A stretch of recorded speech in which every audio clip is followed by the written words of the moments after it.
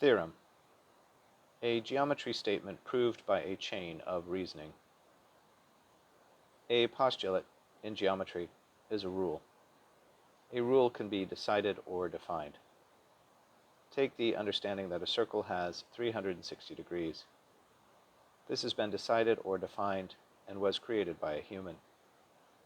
The Mesopotamians are credited with the 360-degree circle, and today we have adopted this definition as the number of degrees in a circle.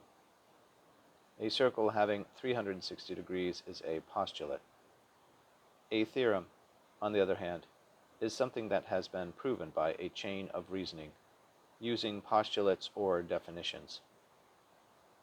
By using the postulate that a circle has 360 degrees, I can now prove to you that a straight line or angle has 180 degrees. I can now make a theorem that a straight angle has 180 degrees. A theorem is a statement proved by a chain of reasoning using definitions and postulates. Antonyms: postulate. Related words: theorem, postulate, evidence, proof.